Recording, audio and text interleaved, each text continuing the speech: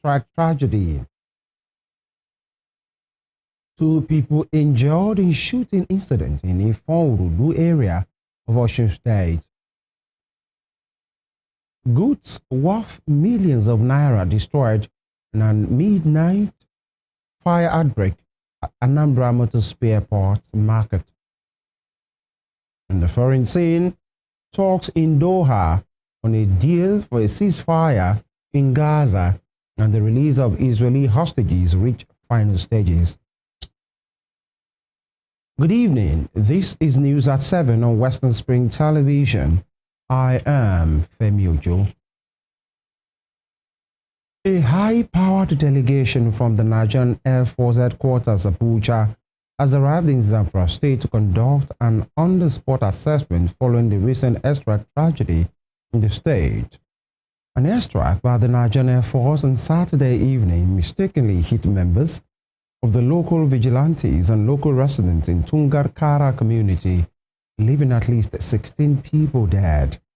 The delegation, led by Air Vice Marshal Edward Gabkwe, also paid a courtesy visit to the governor of Zamfara State, Dauda Lawal, where they condoled with the state government over the incident and expressed the Air Force's commitment to combating terrorism in the region. During the meeting, Air Vice Marshal Gabkwe assured Governor Lawal of the Nigerian Air Force's unwavering dedication to fighting banditry and restoring peace to the troubled state. He emphasized that the Air Force remains steadfast in its mission to protect lives and property, promising a thorough investigation into the recent incident. Speaking to journalists after the meeting, Governor Lawal reiterated his commitment to providing necessary support to security operatives and called for greater synergy among all stakeholders in the fight against insecurity. The delegation also visited the headquarters of Theatre Command of Joint Task Force Operation Fasanyama and later proceeded to Tungar-Kara community for on-the-spot assessment. Governor Babagana Zulum has condemned terrorist attack in the Dumba community near Baga in the Kukawa local government area of Borno State. The governor condemned the attack, which claimed at least 40 farmers and fishermen on Sunday, and called on the officers and men of the Operation Adinkai to track and obliterate the insurgent elements that are operating at Dumba and other similar enclaves in the Lake Chad area. The attack was said to have been carried out by Boko Haram and ISWAP elements operating in the area. In a statement by the State Commissioner of Information and Internal Security, Usman Tar, Governor Zulum commiserated with the victims and their families and assured them that those still missing will be found and reunited with their families.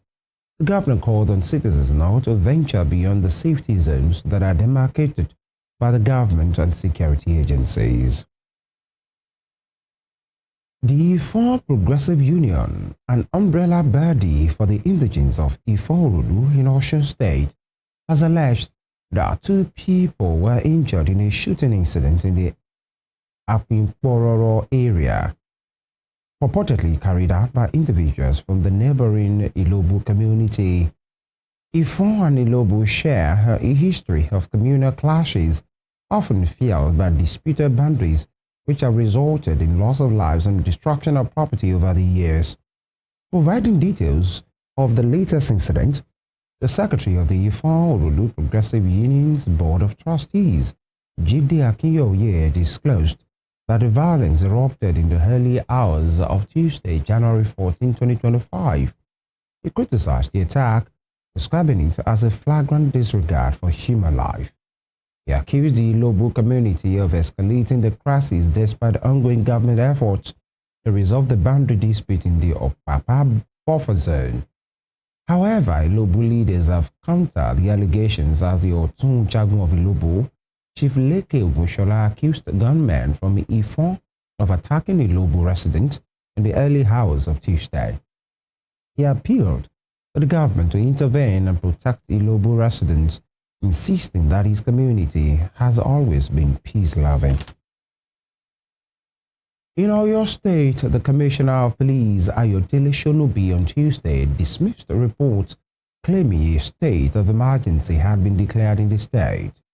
In a statement by the State Public Relations Officer, Adewale Oshifeso in Ibadan, the command cautioned the public against spreading false and unverified information that could undermine the state's relative peace and stability. The statement further enjoined all law-abiding residents of the state to go about their lawful businesses without any fear or molestation, as the command will not renege on its statutory duties of protecting all lives and property. And moving on, the President of the Senate, Godswill Akpabio, has called on lawmakers to renew their commitment to addressing Nigeria's challenges, urging them to focus on national development and legislative reforms. The Senate President made the appeal on Tuesday during a plenary session, marking the Senate's resumption after the Yuletide and New Year break. In his address, Akpabio underscored the need for a collective resolve to transform Nigeria into a nation of progress and hope. Highlighting the importance of the national budget, Akpabio described it as more than a financial document, but as a reflection of the aspirations and hopes of millions of Nigerians. The Senate President also underpinned the urgency of completing electoral reforms ahead of the next electoral cycle.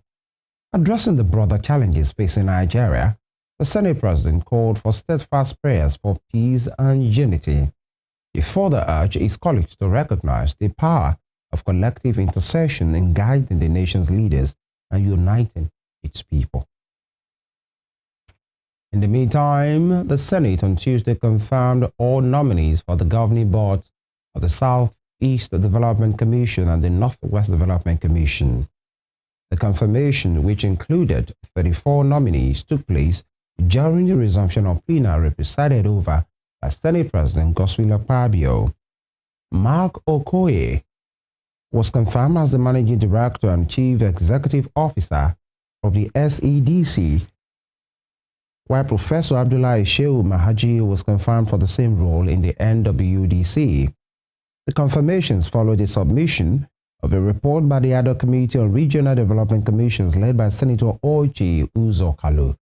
The report indicated that the nominees had demonstrated their capacities to lead the respective commissions during the screening process. Aminu Abdullahi, Engineer Mohammed Ali, Udil, Shamsu Sule, Nasiri Ali, Tuku Chijuke, Ahmed Mohammed, Ahmed Rufai Timasaniyu, McDonald's Michael Uyi, Babatunde Dada. As members, in addition to the listed MD, Chairman, and Executive Directors of the Northwest Development Commission, those in support of the confirmation say aye. Those against say nay. The ayes have it. The Nigeria Police Force has formally written to Amnesty International demanding an immediate retraction and public apology over a publication on Nigeria government's violent crackdown on Endbadgovernance protest. According to reports, the letter was signed by the force public relations officer Olumuyiwa Adejobi. Adejobi described the publication as misleading and damaging to the reputation of the Nigeria Police Force. The controversial report alleged human rights violations, police brutality, and excessive violence by the Nigeria Police Force during the August 2024 Endbadgovernance protest. However, the force categorically denied the allegations, describing them as baseless and lacking credible evidence. The force maintained that during the protest, it adhered to global best practices and used minimal force where necessary. It also highlighted instances where its officers safeguarded peaceful protesters and arrested criminal elements attempting to exploit the demonstrations. In other news, former President Olusegun Obasanjo on Tuesday urged President Bola Tinubu to ensure the federal government develops a sustainable strategy for financing education in Nigeria. Speaking at the 70th birthday celebration of the Vice Chancellor of Bells University, Oludele Ojediran, held at Iladoke Akintola University of Technology, Ogbomoso, Oyo State, Obasanjo also urged all levels of government to empower youths to become job creators.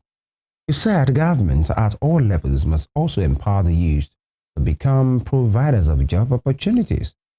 Obasanjo emphasized that he prioritized education for service over profit, reaffirming his dedication to sustaining Nigeria's educational legacy. In Anambra State, goods worth millions of naira were destroyed in a midnight fire outbreak at Ahia Ngbede, situated opposite the new motor spare parts market in Nnewi. The inferno, which began in the early hours of Tuesday, left several shops in ruins, with goods and properties reduced to ashes. The tragic incident has plunged the affected business owners into agony and despair. In a statement, the Anambra State Fire Service confirmed that no casualties had been recorded as of the time of the report. The fire service, however, urged the public to adopt fire safety measures and promptly report fire outbreak. Sadly, no fewer than 19 wedding guests died and 11 others were injured in a road accident in the Kwana Masiji area of Pangshin local government area of Plateau State. The chairman of the Pangshin local government area emergency management committee, John Dasar, confirmed the incident. Dasar said guests who came from Kano State to attend a wedding in Barkin Ladi local government area were returning home when the accident occurred.